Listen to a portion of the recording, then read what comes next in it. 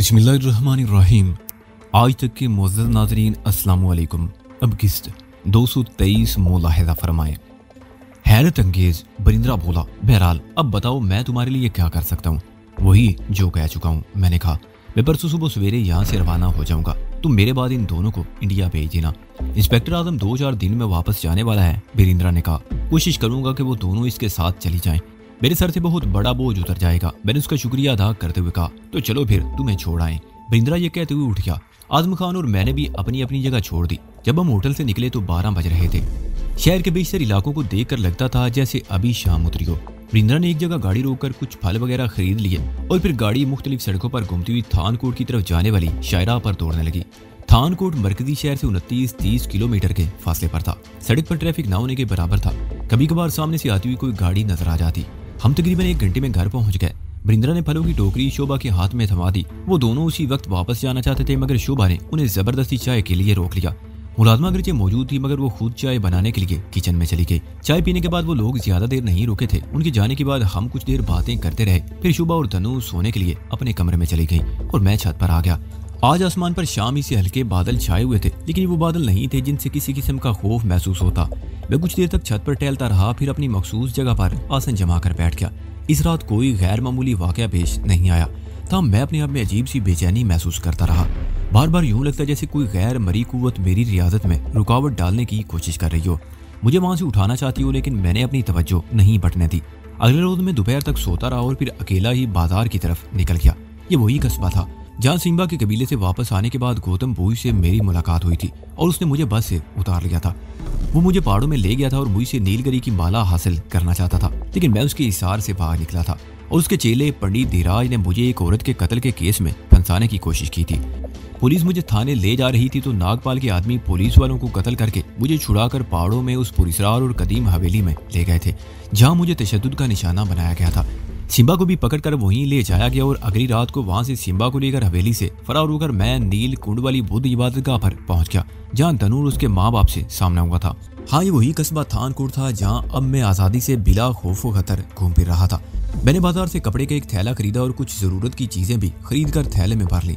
थैला घर के करीब एक जगह पर छुपा दी और घर आ गया। मुझे अगले रोज सुबह सवेरे यहाँ से निकल जाना था। धनुर शोभा को बताए बगैर अगर मैं उन्हें बता देता तो उनके बगैर कभी भी घर से कदम बाहर नहीं निकाल सकता था। शाम को आजम खान का फोन आ गया। मैं कल सुबह ना जाऊं। उसके कहने के मुताबिक बरिंद्रा और वो दोनों मिलकर कल रात हमारी दावत करना चाहते थे, इसलिए मैं कल की बजाय परसों चला जाऊं। मैंने आजम खान की बात मान ली। उस रात छत पर रियाजत के दौरान में कुछ अजीबो गरीब और गैर मामूली बातें पेश आईं। योगा की ये रियाजत शुरू करने में गौतम भूई ही मेरा गुरु था और उसने मुझे मुतनब्बे किया था कि इस जाप के दौरान में कुछ खौफनाक और दिल दहला देने वाले वाकयात रूनुमा होंगे। कुछ पुरस्कार कुव्वतें मुझे इस जाप से रोकने की कोशिश करेंगी, लेकिन मैं अपने आप को उखड़ने ना दूं। और अब वो मरहला शुरू हो चुका था और मेरा ख्याल ही नहीं बल्कि यकीन था कि बाद पुरस्कार कुव्वतों के साथ गौतम भूष भी मेरे रास्ते में रुकावटें पैदा करने की कोशिश कर रहा था। उस रात मेरे साथ ऐसे ही अजीबो गरीब वाकयात पेश आए। कभी मुझे लगता कोई कुत्ता मेरे लिबास को दांतों में दबाए पीछे खींच रहा है, कभी कोई भेड़िया मेरे सामने आकर दांत नकोसने लगता और बार बार मुझ पर हमला आवर होने की कोशिश करता। एक बार तो हद ही हो गई। वो एक बुढ़िया थी, बहुत ज़ईफ, उसकी उम्र 80 से कुछ ऊपर होगी। चेहरे पर इतनी झुर्रियां थी कि मकड़ी के जाले का गुमा होता था। जिसम हड्डियों का ढांचा था, उसके जिस्म पर लिबास पराए नामी था। वो बुढ़िया अफलास और गुर्बत की मुंह बोलती तस्वीर थी। फाको ने उसके जिस्म को हड्डियों के ढांचे में बदल दिया था और सारी तवानाई निचोड़ दी थी। वो जमीन पर पड़ी हुई एक टोकरी उठाने की कोशिश कर रही थी। तिनकों की बनी हुई वो टोकरी एक बड़ी परात की तरह फैली हुई थी। उसे छाबड़ी कहा जा सकता था, जिसमें कुछ चीजें रखी हुई थी। ऊपर काले रंग का एक कपड़ा पड़ा हुआ था। बुढ़िया बार बार कोशिश करती, लेकिन उससे टोकरी नहीं उठाई जा रही थी। उसने मदद तलब नजरों से मुझे देखा। मैंने उसकी नजरों का पैगाम पढ़ लिया। वो कह रही थी ये टोकरी उठाकर उसके सर पर रुकवा दूं। मैंने झुककर दोनों हाथों से टोकरी उठा ली, जो बहुत भारी थी। उस बुढ़िया के हाथ भी टोकरी पर थे। मैंने टोकरी ऊपर उठाकर बुढ़िया के सर पर रखना चाहिए तो बुढ़िया ने एकदम टोकरी मेरे सर पर पलट दी। उस टोकरी में बदबूदार गोश्त के लोथड़े और खून भरा हुआ था। मेरा सर, चेहरा और जिस्म बदबूदार खून में लुथड़ गया और इससे पहले कि मैं बुढ़िया से नेकी के सिले की वजह पूछ सकता, उसने मेरे मुंह पर थप्पड़ रसीद कर दिया। थप्पड़ इस कदर जोरदार था कि मेरा दिमाग झुनझुना उठा। मैं अपनी जगह पर हिल कर रह गया। उसके साथ ही मेरी आंखें खुल गई थी। मैं बदहवास होकर इधर उधर देखने लगा। ना वो बुढ़िया थी और ना वो टोकरी। मैंने सर उठाकर ऊपर देखा, बादल फट चुके थे। एक सितारा टूटकर रोशनी की एक लकीर छोड़ता हुआ दूसरी तरफ बादलों में गायब हो गया था। मेरे एक हाथ बेइख्तियार अपने गाल पर पहुंच गया। उस बुढ़िया की इस्तगवानी हाथ में बेबना कुव्वत थी। ये सब कुछ अगरचे आलमे रुया में हुआ, लेकिन इस थप्पड़ का असर मैं अपने चेहरे पर महसूस कर रहा था। रात के आखिरी पहर एक और खौफनाक वाकया पेश आया। खूनख्वार कुत्ते आपस में लड़ते हुए मेरी तरफ आ रहे थे। उन्होंने अपने नुकीले दांत और पंजों से एक दूसरे को बुरी तरह उधेड़ दिया था। वो दोनों लहूलुहान थे, मगर शिकस्त तस्लीम करके भागने को कोई भी तैयार ना था। वो दोनों लड़ते लड़ते मेरे करीब आ गए और अचानक ही उन दोनों ने मेरे ऊपर छलांग लगा दी। मैं चीखता उनसे बचने के लिए पीछे गिरा। वो दोनों खूनख्वार कुत्ते मेरे सीने पर सवार हो गए और अपनी दुश्मनी भूलकर नुकीले दांतों और पंजों से मुझे घुमफोड़ने लगे। मैं उनसे बचने के लिए जमीन पर लौटता और चीखता रहा और फिर दो आदमियों ने मुझे गिरफ्त में ले लिया। उसके साथ ही कुछ नुस्वानी चीखों की आवाजें भी मेरी समाज से टकराने लगी।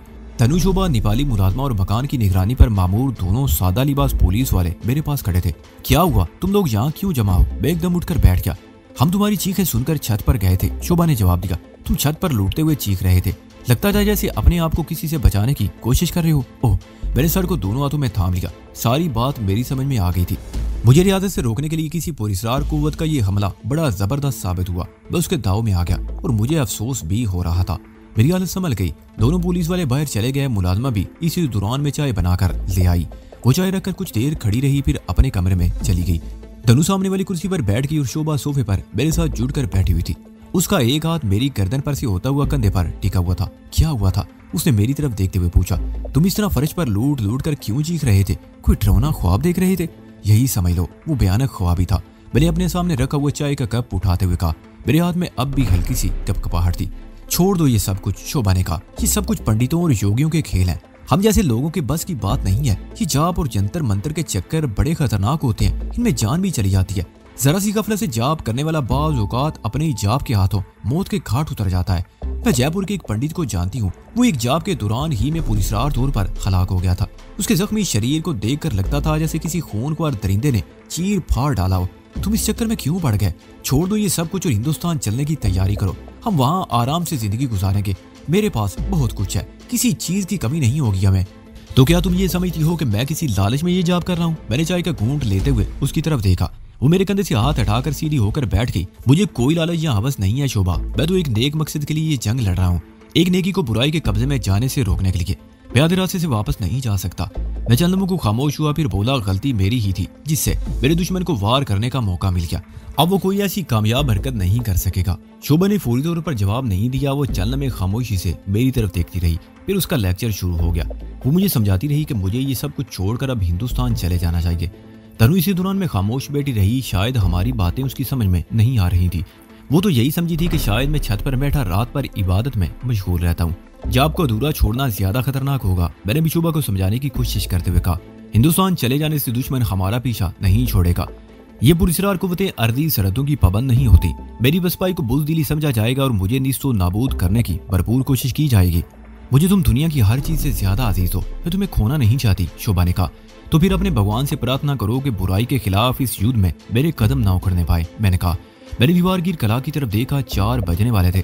तनु अपनी जगह पर बैठी ऊँगने लगी। मैंने उन दोनों को उनकी ख्वाबगाह में भेज दिया और खुद भी अपने कमरे में आ गया।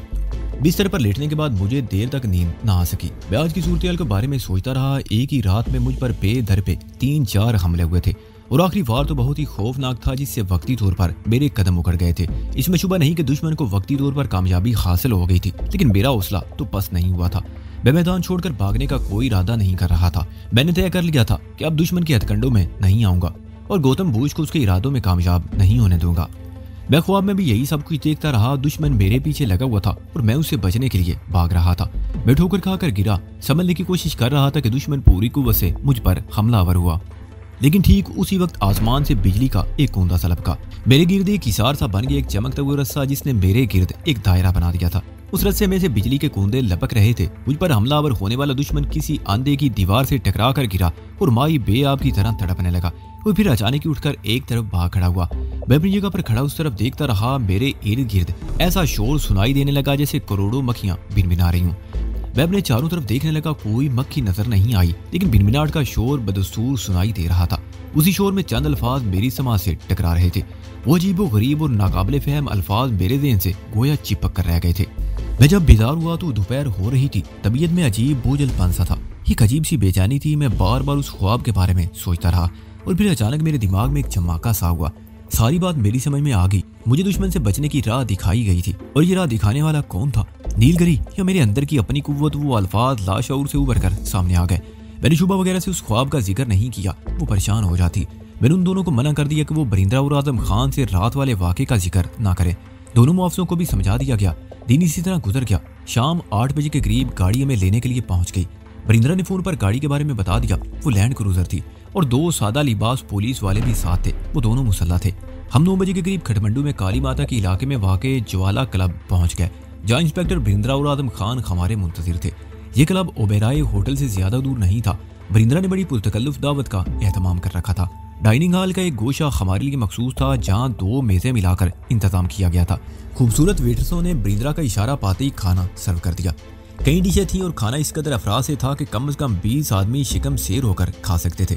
मैं अपनी रियादत की वजह से खुसूसन रात को बहुत कम खाना खाता था, लेकिन बरिंद्रा की इसरार पर उस रोज़ कुछ ज़्यादा ही खा लिया। खाने के बाद हम क्लब वाले हिस्से में आ गए। दीवाल जैसे मुल्क पर हिंदुस्तान का असर था और यहाँ भी बेहयाई आम। होटलों और नाइट क्लबों में तो उरियानियत और बेहयाई के ऐसे मुजाहरे देखने में आए कि शैतान भी शर्मा जाता होगा। होटलों और नाइट क्लबों में प्रोग्राम करने वाली रकासाएं फन से ज्यादा अपने जिस्मों की नुमाइश करती। बाद रकासाएं तो रक्स के दौरान बिल्कुल बेलिबास हो जाती। ज्वाला क्लब में भी कुछ ऐसी ही सूरत हाल थी। किसी को शर्मो हया का एहसास तक नहीं था। देखने वाले देख रहे थे, उनमें औरतें भी थी और कभी कभी तो कोई औरत भी अपनी सीट से उठकर हिजान की मौसीकी पर रक्स करने लगती। ज्वाला क्लब में ये हंगामे सुबह तक जारी रहते थे, लेकिन हम 1 बजे वहां से निकल आए। इसी दौरान में मौका पाकर मैंने बरिंद्रा को बता दिया कि आज सुबह सवेरे मैं निकल जाऊंगा। 2 बजे करीब लैंड क्रूजर ने हमें घर पहुंचा दिया। शुभा और धनु ने भी क्लब में रक्स के 1-2 प्रोग्रामों में हिस्सा लिया था। थकन उनके चेहरों से नुमायां थी। वो कपड़े बदले बगैर अपने कमरे में जाकर बिस्तर पर गिर गई और थोड़ी देर बाद वो नींद के आगोश में पहुंच चुकी थी। मैं छत पर आ गया। अपनी मखसूस जगह पर पहुंचकर मैंने 3 बार वो अल्फाज दोहराए जो गुज़िश्ता रात ख्वाब में मेरे ज़हन में बिठाए गए थे। मेरे गिरदे एक हिसार बन गया। वो आग का दायरा था। नहीं, आग नहीं, वो बिजली थी जिससे बूंदे लपक रहे थे। मैं अपने आसन पर बैठ के और तमाम तर तवज्जो अपनी रियादत पर मरकूज कर दी। मैं आंखें बंद किए बैठा था, लेकिन मुझे अजीबो गरीब शक्लें दिखाई देती रहीं। नाहित खौफनाक सूरतों वाले अजीबो गरीब जानवर थे जो मेरी तरफ लपक रहे थे, लेकिन वो उस रोशन दायरे से दूर ही रहे। दिन का मदम सा उजाला फैलने लगा तो मैंने अपनी रियादत खत्म कर दी। कुछ देर छत पर टहलता रहा और फिर नीचे आ गया। सुबह वाले कमरे में जाकर देखा वो दोनों एक दूसरे से लिपटी गहरी नींद में सो रही थी। मैं किचन में आ गया और बर्तनों की आवाज पैदा किए बगैर चाय बनाने लगा। दीपाली मुलाजमा भी अपने कमरे में सो रही थी और मैं जानता था कि 9 बजे से पहले कोई भी बिस्तर नहीं छोड़ता और मैं उस वक्त तक बहुत दूर निकल चुका हूँगा। चाय पीने के बाद मैं एक बार फिर शोभा वाले कमरे में आ गया। देर तक उन दोनों के चेहरों को देखता रहा, फिर बाहर आ गया। मैं कुर्सी से बाहर निकला तो दोनों पुलिस वालों में से एक सो रहा था जबकि दूसरा जाग रहा था। उसने मुस्कुराकर मेरी तरफ देखा, मैं भी मुस्कुरा दिया और टहलने वाले अंदाज में एक तरफ चलने लगा। मकान से तकरीबन 200 गज दूर मैंने झाड़ियों में छुपा हुआ थैला निकाला और तेज कदमों से चलने लगा। बुखारा के लिए पहली बस 7:30 बजे रवाना होती थी और अभी 6:15 बजे थे। गलियों से निकलकर सड़क पर आते ही मुझे एक खाली टैक्सी मिल गई जिसने पौन घंटे में मुझे बस स्टॉप पर पहुंचा दिया। दूर का सफर करने वाले लोग बस स्टॉप पर पहुंचना शुरू हो गए थे और अपनी अपनी मंजिल की तरफ जाने वाली बसों पर सवार हो रहे थे। नेपाल में रेल नहीं चलती, बसों पर ही सफर होता है। आमदोरफ्त के कुछ और जराए भी हैं, लेकिन ज्यादातर लोग बसों ही पर सफर करते हैं। बुखारा की तरफ जाने वाली बसें भी अपने स्टैंड पर लाइन में लगी हुई थी। सबसे आगे वाली बस की निस्फ से ज्यादा सीटें भर चुकी थी। मैंने भी बुकिंग टिकट खरीदा और बस में सवार होकर खिड़की के साथ वाली सीट पर बैठ गया। ये 2 मुसाफिरों की सीट थी। कुछ देर बाद एक औरत मेरे साथ वाली सीट पर बैठ गई। मैंने गर्दन घुमाकर उसकी तरफ देखा। वो दराज कामत, सेहतमंद और खूबसूरत औरत थी। उसकी उम्र का अंदाजा 30 और 35 के बीच लगाया जा सकता था। उसने पिंडलियों तक लंबा स्कर्ट और ब्लाउज पहन रखा था। ब्लाउज का गिरेबान इस कदर फराख था कि मैं किसी इजाफी कोशिश के बगैर अंदर तक झांक सकता था। उसके पास भी कपड़े का एक थैला था जिसमें न जाने क्या कुछ भरा हुआ था। थैला उसने गोद में रखा हुआ था। मैंने उसे थैला लेकर ऊपर रैक में अपने थैले के करीब रख दिया। उसने मुस्कुराकर मेरी तरफ देखा। गालबन शुक्रिया अदा करने के लिए कुछ कहा भी था, लेकिन मेरी समझ में नहीं आ सके। बस मुकर्रर वक्त से पहले ही भर गई, लेकिन उसकी रवानगी मुकर्रर वक्त पर ही अमल में आई। शहर की सड़कों पर रफ्तार बहुत हल्की रही, लेकिन शहर से निकलकर पृथ्वी हाईवे पर आते ही बस की रफ्तार तेज हो गई। बस जब थानकोट पहुंची तो मैं सिमट कर बैठ गया। हालांकि जानता था कि शोभा वगैरह भी गहरी नींद सो रही होंगी, लेकिन न जाने मुझे ये अंदेशा क्यों था कि वो मेरा रास्ता रोक लेंगी। मगर मेरा ये खदशा बेबुनियाद निकला। बस तेज रफ्तारी से अपनी मंजिल की तरफ दौड़ती रही। रास्ते में कई कस्बे और बस्तियां आती रहीं। हर बस्ती में बस रुकती और मजीद मुसाफिर उसमें भरते रहते। बस के अंदर मुसाफिर ओमनी बस की तरह भरे हुए थे। छत पर भी कोई जगह खाली ना थी। इस हाईवे पर हालांकि कई बसें चलती थी, लेकिन हर बस का यही हाल रहता था। सीट इतनी कुशादा नहीं थी कि 2 आदमी सहूलत से बैठ सकते। वो औरत पहले ही मेरी तरफ झुकी हुई थी। खड़े हुए मुसाफिरों के दबाव की वजह से वो गोया मेरे ऊपर लदी जा रही थी। वो ज्यादा दबाव डालती तो मैं घूर कर उसकी तरफ देखने लगता। जवाब में वो मुस्कुरा कर रह जाती। मैं रात भर का जागा हुआ था। मुझे बड़ी शिद्दत से नींद आ रही थी। मेरी आंखें जबरदस्ती बंद हुए जा रही थी। मैं खिड़की के साथ दबा हुआ था। मेरे साथ बैठी हुई औरत भी ऊँग रही थी। मेरी आंख जब भी खुलती उसी औरत का सर मेरे कंधे पर होता। काठमांडू से पुखारा सिर्फ 250 किलोमीटर के फासले पर था। अगर मैदानी इलाका होता तो ये फासला 2.5-3 घंटों में तय हो सकता था, लेकिन ये पहाड़ी इलाका था। शाम की तरह बल खाती हुई सड़क बदतरीब बुलंदी की तरफ जा रही थी। जगह जगह खतरनाक मोड़ और चढ़ाई की वजह से बस की रफ्तार ज्यादा तेज नहीं थी। बस 2 बजे के करीब पुखारा पहुंची तो मैंने इत्मीनान का सांस लिया। भीड़ बकरियों की तरह भरे हुए मुसाफिरों के उतरने के बाद मेरे साथ वाली सीट पर बैठी हुई औरत भी उठकर खड़ी हो गई, और जब मैंने खड़े होकर अपना थैला उठाने के लिए ऊपर रैक की तरफ हाथ बढ़ाया तो मेरा दिमाग घूम कर रह गया। मेरा थैला वहां नहीं था। मैंने इधर उधर देखा, उस औरत को धक्का देकर सीट से बाहर निकला और दूसरे मुसाफिरों को धकेलता हुआ बस से उतरकर इधर उधर देखने लगा। बस स्टॉप पर लातादाद लोग सामान उठाए इधर उधर आ जा रहे थे। मुझे किसी के पास ऐसा सफेद थैला नजर नहीं आया जिस पर बिच्छू का खाका बना हुआ हो। कोई ऐसा शख्स भी दिखाई नहीं दिया जिस पर किसी किस्म का शुबा कर सकता था, और फिर जरूरी नहीं था कि कोई शख्स मेरा थैला लेकर यहीं पर उतरा हो। मैं तो रास्ते पर तकरीबन ऊँगता रहा था। हो सकता है रास्ते की किसी बस्ती में उतरने वाला कोई शख्स मेरा थैला ले गया हो। मैं बस से चंद फुट के फासले पर खड़ा परेशान नजरों से इधर उधर देख रहा था कि मेरी वो हमसफर औरत भी बस से उतरकर मेरे करीब आकर रुक गई। क्या बात है, तुम परेशान हो? उसने मिली जुली हिंदी और नेपाली जबान में कहा। कोई मुसाफिर मेरा बैग उठाकर ले गया है, मैंने जवाब दिया। ओह, उसके चेहरे के तासरात एकदम बदल गए। सफर में अपने सामान का ख्याल रखना चाहिए, ज्यादा नुकसान तो नहीं हुआ, सिर्फ 2 जोड़े कपड़े और जरूरत की कुछ चीजें थी, मैंने जवाब दिया। परदेसी लगते हो, वो मेरे चेहरे पर नजरें जमाते हुए बोली। टूरिस्ट हो, सैरो तफरी के लिए आए हो, कहाँ जाना चाहते हो? अन्नपूर्णा, मैंने जवाब दिया। हमदर्दी का शुक्रिया, वैसे तुम्हें परेशान होने की जरूरत नहीं, मेरा ज्यादा नुकसान नहीं हुआ। मुझे भी उसी तरफ जाना है, कोर चून में रहती हूँ। लाल चौक तक हमारा साथ रहेगा, क्यों ना हम यहाँ किसी होटल में खाना खाकर थोड़ी देर आराम करने के बाद इकट्ठे ही किसी बस में बैठ कर जाएं। अकेला आदमी तो बोर हो जाता है, दोनों साथ होंगे तो बातों में वक्त कट जाएगा। शुक्रिया, मैंने जवाब दिया। मैं आज की रात पुखारा ही में गुजारना चाहता हूँ, तुम अपना सफर जारी रख सकती हो। मैं एक तरफ चलने लगा। न जाने क्यों अब उस औरत पर मुझे कुछ शुबा सा होने लगा था। मैंने उसे बता दिया था कि स्याहों को लूटने के भी बड़े अजीबो गरीब हथकंडे इस्तेमाल किए जाते हैं। खूबसूरत औरतें तो बड़ा मौसर हथियार साबित होती हैं। ये औरत भी खूबसूरत ही थी। हो सकता है इसने काठमांडू ही में मुझे ताड़ लिया और जानबूझकर मेरे साथ वाली सीट पर बैठी हुई हो। हालांकि इस वक्त बस में और सीटें भी खाली थी। काठमांडू के मुकाबले में यहाँ का मौसम ज्यादा खुशगवार था। मेरा ख्याल था कि यहाँ से बस बदल कर फौरन ही अगले सफर पर रवाना हो जाऊंगा, लेकिन थैले की गुमशुदगी की वजह से आज का दिन और रात यहीं गुजारने का फैसला कर लिया था। मैं बस स्टॉप से निकलकर कुछ दूर तक पैदल चलता रहा, फिर एक रेस्टोरेंट में बैठकर खाना खाया और दोबारा शहर की आवारागर्दी शुरू कर दी। इसी दौरान में मैंने एक अदद थैला और 2 जोड़े कपड़े और जरूरत की चीजें भी खरीद ली थी। शहर में घूमते हुए एक बार फिर मेरे ज़हन में ये ख्याल भी आया कि यहाँ के चीफ पुलिस ऑफिसर से मुलाकात कर ली जाए। शिम्बा लोग मुझे यहाँ तक छोड़ने आए थे तो उनकी रिहाइश और वापसी के इंतजामात के सिलसिले में इस ऑफिसर ने मेरी बड़ी मदद की थी। मैं चीफ इंस्पेक्टर से मुलाकात के लिए पुलिस हेडक्वार्टर पहुंच गया, लेकिन वो दफ्तर में मौजूद नहीं था। मैं कोई पैगाम छोड़े बगैर वापस आ गया। शहर में घूमते हुए मैंने कुछ मालूमात हासिल कर ली थी। मुझे बताया गया था कि तिलकू झील तक जाने के लिए 2 रास्ते हैं।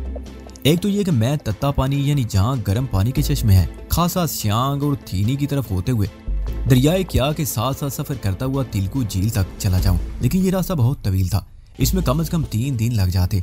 टिंट पैक तक तो मैं आसानी से बसों पर सफर कर सकता था, उससे आगे झील की तरफ जाने के लिए मुझे कोई ना कोई काफिला मिल जाता। मैंने ये दूसरा रास्ता इख्तियार करने का फैसला कर लिया। शाम होने से पहले मैंने एक गेस्ट हाउस में रिहाइश का बंदोबस्त भी कर लिया था। ये गेस्ट हाउस बिंदिया दसनी मंदिर की तरफ दरिया के किनारे पर वाक़ था। इसके कुर्बो जवार में चंद और गेस्ट हाउस भी थे। ये जगह पुरसुकून भी थी और बाहर रौनक भी। मैं जिस जगह गेस्ट हाउस में ठहरा था वो 2 मंजिला बंगला नुमा इमारत थी। उसकी मालका एक अधेड़ उम्र औरत थी। उसकी रिहाइश भी उसी इमारत के एक कमरे में थी। मुझे दूसरी मंजिल पर सामने की तरफ कॉर्नर का कमरा मिला। सामने बहुत खूबसूरत और वसी लान था जहाँ थोड़े थोड़े फासले पर मेजें और कुर्सियां बिछी हुई थी। इस वक्त शाम का अंधेरा फैल चुका था। लान में जलते हुए बरकी कमकमों की रोशनी बहुत अच्छी लग रही थी। बाद पौधों की शाखों में भी छोटी छोटी रंग बिरंगी बत्तियां चल रही थी। मैं कुछ देर तक कमरे में बेड पर लेटा रहा, फिर खाने के वक्त उठकर बाहर आ गया। डाइनिंग रूम में भी अगरचे खाना हो रहा था, लेकिन मैंने लान में बैठने को तरजीह दी। खाने के बाद मैं ज्यादा देर वहां नहीं रुका। अजीब सी थकन थी। कई रोज बाद ऐसा हुआ था कि मैं 11 बजे बिस्तर पर लेट गया। उस रात मैंने रियादत भी नहीं की। बिस्तर पर लेटते ही मैं नींद की आगोश में पहुंच चुका था। वो शायद रात का पिछला पहर था। हल्की सी आहट सुनकर मेरी आंख खुल गई। मैं इस वक्त सीधा लेटा हुआ था। बरकत किए बगैर आंखें पटपटा कर छत को घूर रहा था। दिमाग पर नींद का खुमार होने के बावजूद मेरी छटीज किसी गैर मामूली बात की इतला दे रही थी। मैंने ऐसी से गर्दन घुमाकर दरवाजे की तरफ देखा। दरवाजा बंद था। मैंने गर्दन घुमाकर दूसरी तरफ देखा, उसके साथ ही मेरे दिमाग में सनसनाहट होने लगी। खिड़की का पर्दा पूरी तरह हटा हुआ था और खिड़की के सामने एक इंसानी हिवला खड़ा दिखाई दे रहा था। वो कोई औरत थी और मेरी तरफ पुश्त किए खड़ी थी और उसके जिस्म पर लिबास नाम की कोई चीज नजर नहीं आ रही थी। मेरे ज़हन में नीलकरी का ख्याल उभरा, लेकिन वो इस तरह बेलिबास होकर कभी मेरे सामने नहीं आई थी। वो तो चांदनी का पैकर बनकर आती थी। ये शायद मेरा कोई वहम था। मैंने दांतों में उंगली दबा ली, मेरे मुंह से हल्की सी आवाज निकल गई। वो मेरा वहम नहीं था और ना ही मैं कोई ख्वाब देख रहा था। मेरे मुंह से सी की आवाज सुनकर वो मेरी तरफ पलट गई। मेरा दिमाग भग से उठ गया। मैं एक झटके से उठकर बैठ गया। ये वही औरत थी जो बस में मेरी हमसफर रही थी। उसके होंठों पर बड़ी गहरी मुस्कुराहट थी। मैंने बेड से उठना चाहा तो मेरे दिमाग में एक बार फिर धमाके होने लगे। शरीर सर्दी की एक लहर मेरी रीढ़ की हड्डी में दौड़ती चली गई। मेरे जिस्म पर भी कोई लिबास नहीं था। मैं परेशान निगाहों से इधर उधर देखने लगा। बिस्तर की चादर मसली और सिमटी हुई थी और मेरे और उस औरत के कपड़े पलंग की पायंती की तरफ पड़े थे। वो औरत नबे तुले कदम उठाती हुई मेरे सामने आ खड़ी होगी। वो भरपूर जवान औरत थी। उसके होंठों की मुस्कुराहट कुछ और गहरी होगी। हेलो। वो बेड के करीब आ गई। तो तुम? मैं जल्दी से बिस्तर की चादर अपने ऊपर लपेट ली। तू यहाँ कैसे? मेरा मतलब है अंदर कैसे आई? मैं बुरी तरह बदहवास हो गया और मेरे मुंह से ठीक तरह से बात भी नहीं निकल रही थी। हैरत है, उसने मेरी तरफ देखते हुए जवाब दिया। तुम खुद मुझे साथ लेकर आए, 2 घंटे में तुम्हारे बिस्तर पर लेटी रही और अब तुम पूछ रहे हो कि मैं अंदर कैसे आई? झूठ बकती हो तुम। मैं छलांग लगाकर बिस्तर से उतर गया और पतलून उठाकर पहनने लगा। मेरे दिमाग में आंधियां चलने लगी। बड़ी जबरदस्त सनसनाहट हो रही थी। ये बस में मेरी हम सफर जरूर थी, मगर बस के सफर के दौरान में हम दोनों में चंद आम जुमलों के तबादलों के सिवा कोई खास बात नहीं हुई थी और फिर पुकारा पहुंचकर हमारे रास्ते अलग हो गए थे। उस वक्त जब इस औरत ने मुझे अपने साथ चलने की पेशकश की थी तो मुझे उसी वक्त इस पर शुबा हुआ था और अब ये शुबा दुरुस्त निकला था। बस स्टॉप पर अगरचे हम एक दूसरे से अलग हो गए थे, मगर इसने मुझे तलाश कर लिया था। लेकिन मुझे हैरत थी कि वो मेरे बंद कमरे में किस तरह दाखिल हुई थी और क्या कह रही थी। वो 2 घंटे मेरे साथ बिस्तर पर लेटी रही थी। इन 2 घंटों में मेरे साथ क्या हुआ था मुझे कुछ खबर ना थी। क्या मैं अपने आप से इतना गाफिल हो गया था कि अपने ऊपर गुजरने वाले इतने बड़े हादसे की खबर तक ना हो सकी थी? नहीं, वो झूठ बोल रही थी।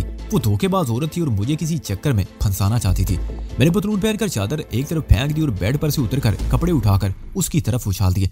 मैं नहीं जानता कि तुमने मेरा सुराग किस तरह लगाया और कमरे में किस तरह दाखिल हुई थी। अब ये लिबास पहनो और निकल जाओ यहाँ से, वरना मैं तुम्हें पुलिस के हवाले कर दूंगा।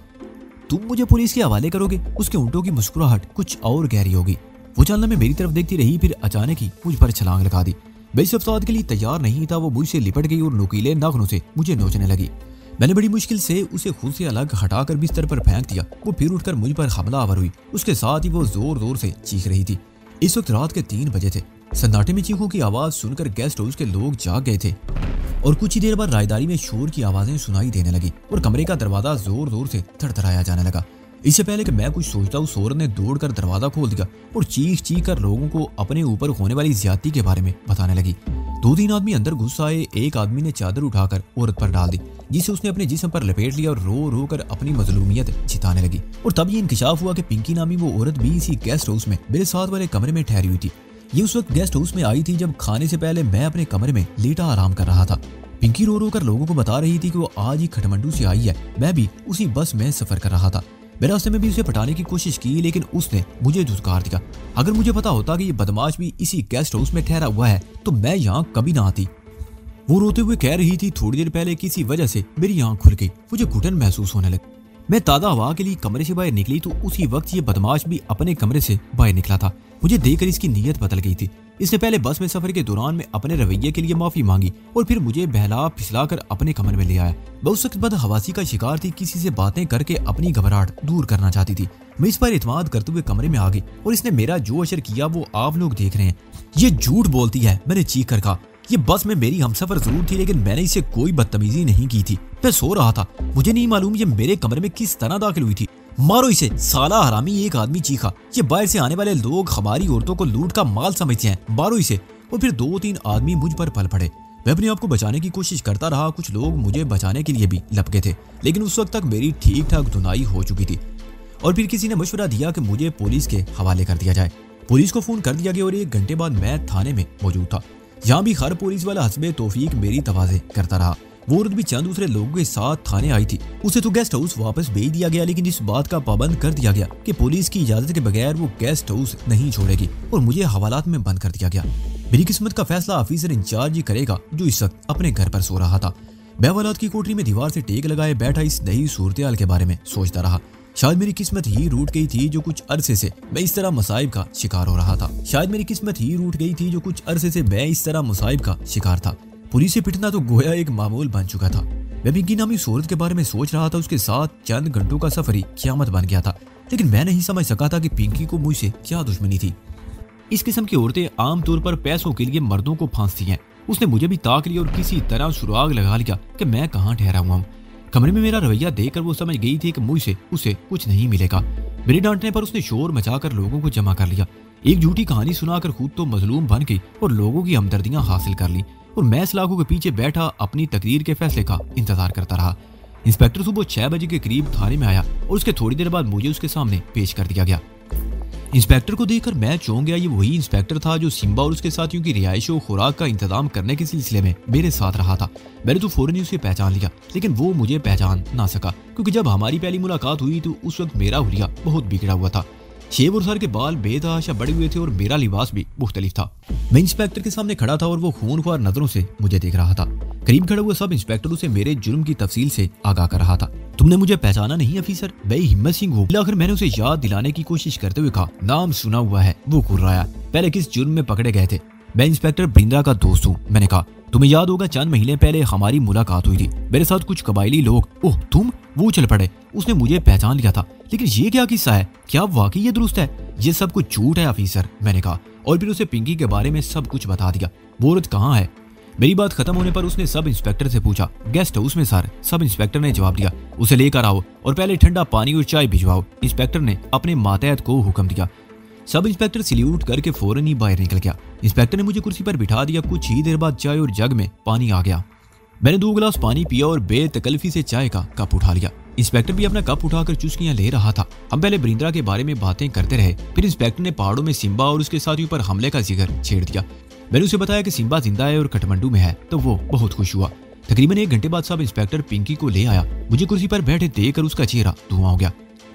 इससे पूछो क्या किस्सा है? इंस्पेक्टर ने अपने मातहत की तरफ देखते हुए कहा। जब तक ये सच ना उगले इस पिंकी को पंखे के साथ उल्टा लटकाकर पंखा चलाए रखो। मैं बताती हूँ सर, सब कुछ बता दूंगी। पिंकी ने हाथ जोड़ दिए। वो पुलिस की मार के खौफ ही से कांप उठी थी। पिंकी के कहने के मुताबिक वो एक तवाइफ थी। गुज़िश्ता रोज सुबह 5 बजे एक आदमी उसके घर पर आया था और एक बड़ी रकम देकर उसे इस बात पर आमादा कर गया था कि वो मुझे लोगों के सामने जलील करेगी और मुझे बुखारा से आगे जाने से रोकेगी। मुझे किसी ऐसे मामले में उलझा देगी कि मैं ज्यादा से ज्यादा दिन यहाँ फंसा रहूं। वो शख्स बस स्टॉप तक इसके साथ आया था और यहाँ आते ही उसने अपना चेहरा छुपा लिया था। मैं उस वक्त बस में बैठा हुआ था। वो दूर से मेरी निशानदेही करके चला गया था। पिंकी ने बस में सफर के दौरान में पहले मेरा बैग चोरी करवाया। एक छोटी सी बस्ती में बस रुकी। कुछ मुसाफिर अपना सामान लेकर उतरे तो पिंकी ने मेरा बैग भी नीचे फेंक दिया। लोग यही समझे कि वो बैग उतरने वाले मुसाफिरों के सामान में शामिल है। बुखारा पहुंचकर उसने मुझ पर डोरे डालने की कोशिश की, लेकिन कामयाब ना हो सकी और छुपकर मेरा पीछा करती रही। उसने भी इसी गेस्ट हाउस में कमरा ले लिया और उसी ख्याल से अपने कमरे से बाहर नहीं निकली कि मेरी नजरों में ना आ जाए। इत्तेफाक से उसे मेरे साथ वाला कमरा मिला था। आधी रात के वक्त जबकि गहरा सन्नाटा था, वो अपने कमरे से निकली। मैंने सोने से पहले दरवाजे का आदमी कफल अंदर से लॉक कर दिया था। मैं थका हुआ था और गहरी नींद में था। उसने क्लोरोफॉर्म में भीगा हुआ रुमाल मेरी नाक के सामने लाकर फौरन ही हटा दिया। मुझे ऐसी किसी हिलाकर देखा और मेरे कपड़े उतार कर एक तरफ डाल दिए और खुद भी कपड़े उतार कर मेरे होश में आने का इंतजार करने लगी। क्लोरोफॉर्म का सिर्फ इतना असर हुआ था कि मैं तकरीबन 2 घंटों तक अंटा गफील रहा था। उसने जानबूझकर आहट पैदा की और खिड़की के करीब जाकर खड़ी हो गई। उसकी तवक्को के ऐन मुताबिक मैं उसे कमरे में देखकर बदहवास हो गया और उसके बाद वही हुआ जो वो चाहती थी। लेकिन यहाँ बादी पलटती देखकर वो खुद बदहवास हो गई। उसने उस शख्स का जूलिया बताया तो मैं उछल पड़ा। मुझे कोई शुबा नहीं रहा था कि वो पंडित धीराज था जो खुद तो मेरे करीब ना आ सका, लेकिन मुझे रोकने के लिए उसने एक तवाइफ की खिदमत हासिल की थी। वो मुझे घूमपू बुद्ध इबादतगाह जाने से रोकना चाहता था, लेकिन शायद मेरे अंदर की कुव्वतें भी मेरी हिफाजत कर रही थी। उस रोज बहरहाल मैं अपने सफर पर रवाना नहीं हो सका। मैं सब इंस्पेक्टर के साथ गेस्ट हाउस में वापस आ गया। लोगों को जब असल बात का पता चला तो उन्होंने मुझसे अपने रवैये की माफी मांगी और पिंकी को बुरा भला कहने लगे। मैं नाश्ता करने के बाद अपने कमरे में आकर लेट गया। कुछ ही देर बाद मेरी आंख लग गई। दरवाजा धड़धड़ाए जाने की आवाज सुनकर मैं हड़बड़ा कर उठ गया। दरवाजा इस तरह धड़धड़ाया जा रहा था कि कुछ देर मजीद ना खोला गया तो उसे तोड़ दिया जाएगा। मैंने घड़ी की तरफ देखा, दोपहर के 12 बज रहे थे। कोई नई मुसीबत? मैं बड़बड़ाता हुआ दरवाजे की तरफ बढ़ा। दरवाजा खोला तो एक नहीं 2 मुसीबतों को देखकर मेरा दिमाग भग से उठ गया। उन्हें देखकर हकीकतन मेरे औसान खता हो गए थे।